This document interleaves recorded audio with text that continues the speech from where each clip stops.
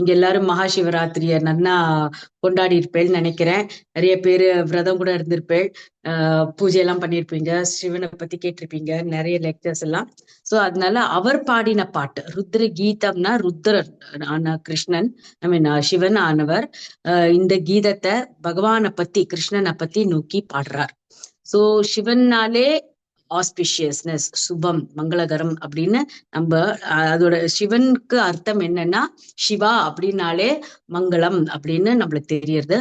ஆனா இந்த ருத்ர கீதத்துல பகவான் ஆரம்பமோடியே அந்த பிராச்சித்தர்களுக்கு சொல்லித்தர பகவான நம்மளுக்கு பிரார்த்திக்கணும், அவர் மேல நம்ம ஒரு மெடிடேஷன் பண்ணணும், நம்மளுக்கு அடைய வேண்டிய சில எஜேதக புருஷம் பரம் பிரபு சொன்ன அந்த அழகான ஸ்லோகம் வந்து ரொம்ப ஆப்டா இருக்கும் அதுக்கு. ஏன்னா ரொம்ப கரெக்டா இருக்கும். ஏன்னா அவளாரும் அந்த நோக்கத்தோட தான், எந்த நோக்கமா இருந்தாலும் என்ன, அகாமக சர்வ காமுவா மோக்ஷ காம உதார தீஹி தீவிரேன பக்தி யோகேன எஜேதக புருஷம் பரம். அந்த பரம்பொருளான பொறும புருஷனான கிருஷ்ணர் ஸ்ரீ விஷ்ணுவ பகவான பிரார்த்தனை பண்ணோம்னா நம்மளுக்கு அடைய வேண்டிய கோல்ஸ் அது மாதிரி நம்மளால ஈஸியா அச்சீவ் பண்ண முடியும். சோ அவ பிராச்சிதர்கள்லாம் அவ அப்பா சொன்னதுனால அவ அந்த உலகத்தை பெருகணும் அப்படின்ற ஒரு ஒரே நோக்கத்தால வந்த காரணத்தால இந்த நோக்கம் எப்படி இருக்கணும்னா பகவானை பிரார்த்தனை பண்ணியோம்னா நம்மளுடைய எல்லா விஷயங்களும் ஈஸியா பூர்த்தி ஆகும் அப்படின்னு சொல்ற அந்த நோக்க அவ அப்பாவோட அறிவுரையால பிராச்சீன மகரிஷி பிராச்சீன கர்ப்பா அப்படின்ற ராஜாவின் புத்திரர்களான அந்த பிராச்சித்தர்கள் கடல்ல ஆழமா போய் அங்க வந்து தியானம் பண்ற சமயத்துல எல்லாரும் இந்த தவத்துக்கு தவம் பண்றதுக்கோசரம் ரெடியா வந்ததுனால எனக்கு அது மேல ரொம்ப பிரீத்தி ஆச்சு. அதனால நானே உங்களுக்கு நேர்ல வந்து பகவான் ஸ்ரீ கிருஷ்ணன் ஸ்ரீ விஷ்ணுன்றவர் யாரு, அவர் மேல எப்படி பிரார்த்தனை பண்ணணுன்றது நானே உங்களுக்கு சொல்லித்தரேன், கவனமாக கேளுங்கள் அப்படின்னு சொல்லி சிவன் வந்து இந்த கீதங்களை பாடுறார். சோ நம்ம மேற்கொண்டு சில நிறைய ஸ்லோகங்கள் இருக்கு இந்த ருத்ர கீதத்துல. ஆனா நான் கொஞ்சம் ரேண்டமா செலக்ட் பண்ணின ஃபியூ ஸ்லோகாஸ். ஏன்னா நம்ம அது வந்து இப்ப ஈஸியரா இருக்கும் படிக்கிறதுக்கு, தினமும் அந்த ஸ்லோகங்கள்ல சொல்றதுக்கு. ஏன்னா பகவானுடைய வார்த்தைகளா திருவாயிலேன்னு வந்த அந்த ஸ்லோகங்கள் நம்ம திருப்பி அப்படியே வந்து பெருமாளுக்கு நம்ம அர்ப்பணம் பண்ணினா அதுக்கு மேல உற்சாகம் பெருமாளுக்கு கிடைக்கும்.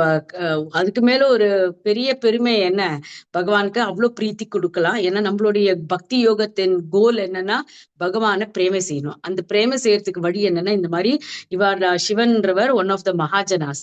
சோ இவாளெல்லாம் நம்ம அவளோட பிரார்த்தனைகளை நல்லா உச்சரிச்சு பகவான் இடத்துல அர்ப்பணம் பண்ணினா நம்மளுடைய செய்ய வேண்டிய அந்த பக்தி யோகம்ன்ற தொண்டு பூர்த்தி ஆகும். சோ நம்ம அதனால I am requesting yeah Lalita to repeat after me. Okay, now Shri Rudra Uvacha Shri Rudra Uvacha Jitam Tatma Vidvarya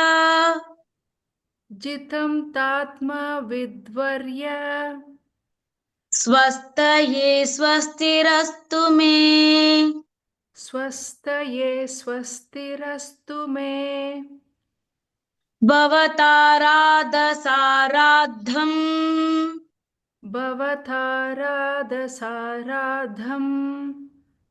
Sarvasma Atmane Namaha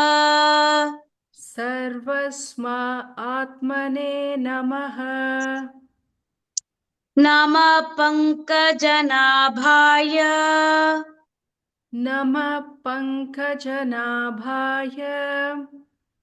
Bhuta Sukshmendriyatmane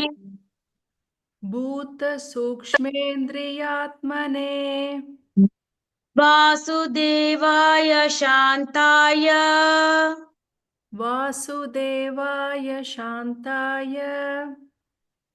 Kutastaya Swarochishe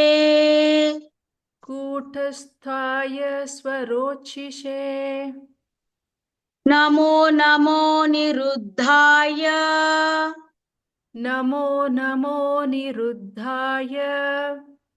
Rishikeshendri-atmane Nama Paramahamsaya नमः परमहंसाय पूर्णाय निवृत्तात्मने पूर्णाय निवृतात्मने नम Wurtz इषेत्रय्याः नम Wurtz इषेत्रय्याः पतये यज्ञरेतसे पतये यज्ञरेतसे तृप्तिदाय च जीवानां तृप्तिदाय च जीवानां नमः सर्वरसात्मने नमः सर्वरसात्मने अर्थलिङ्गाय नभसे अर्थलिङ्गाय नभसे नमोऽनन्तर्बहिरात्मने नमोऽनन्तर्बहिरात्मने नमः पुण्याय लोकाय नमः पुण्याय लोकाय अमुष्मै भूरि वर्चसे अमुष्मै भूरिवर्चसे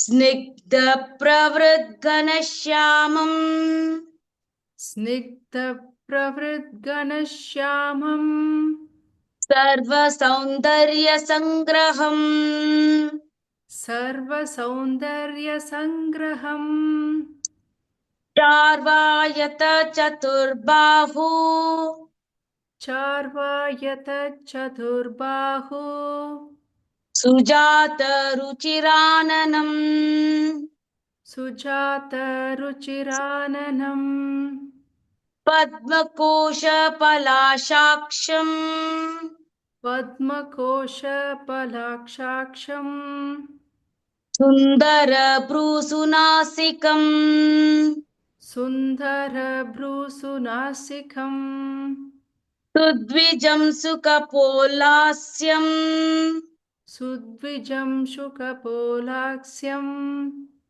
समकर्णविभूषणम् समकर्णविभूषणम् सिंहस्कन्दद्विशोबिभ्रत् सिंहस्कन्दद्विशोभिभ्रत् सौभगग्रीवकौस्तुभम् सौभगग्रीवकौस्तुभम् श्रियानपायिन्याक्षिप्त श्रियानपायिन्या क्षिप्त निकाशाश्मोर निकाशाश्मोरसोल्लसत् निकाशास्मोरसोलसत् पदाशरत्पद्मपलाशरोचिषा पदाशरत्पद्मपलाशरोचिषा नखद्युभिर्नोऽनन्तरघं विदुन्वता नखद्युभिर्नो अन्तरघं विधुन्वता प्रदाशय प्रदाशय स्वीयम् अपास्तसाध्वसम् प्रधार्षय स्वीयम् साध्वसम् पदं गुरोर्मार्गगुरोस्तमोजुषाम् पदं गुरो मार्गगुरुस्तमोजुषाम् क्षणार्धेनापि तुलये क्षणार्धेनापि तुलये न स्वर्गं न पुनर्भवम् न स्वर्गं न पुनर्भवम् भगवत्सङ्गिसङ्गस्य भगवत्सङ्गिसङ्घस्य मर्त्यानां किम् उताशिषः मर्त्यानां किम् उताशिषः सृष्टं स्वशक्येदम् अनुप्रविष्टः प्रविष्टः सृष्टं स्वशक्त्येधम् अनुप्रविष्टः चतुर्विधं पुरम् आत्मांशकेन चतुर्विधं पुरम् आत्मांशकेन अतो विदुस्तं पुरुषं शन्तमन्तः अथो विधुस्तं पुरुषं सन्तम् अन्तः भुङ्क्ते ऋषिकैर्मधुसार गम्यः भुङ्क्ते ऋषिकैर्मधुसारगम्यः अत त्वमसि नो ब्रह्मन् अथ त्वम् असि नो ब्रह्मन् परमात्मं विपश्चिताम् परमात्मन् विपश्चिताम् विश्वं रुद्रभयद्वष्टम् द्वष्टम् विश्वं विश्वं रुद्रभयद्वष्टम् अकुतश्चित् भयागतिः अकुतश्चित् भयागतिः श्रीरुद्रगीतं सम्पूर्णम् हरे कृष्ण।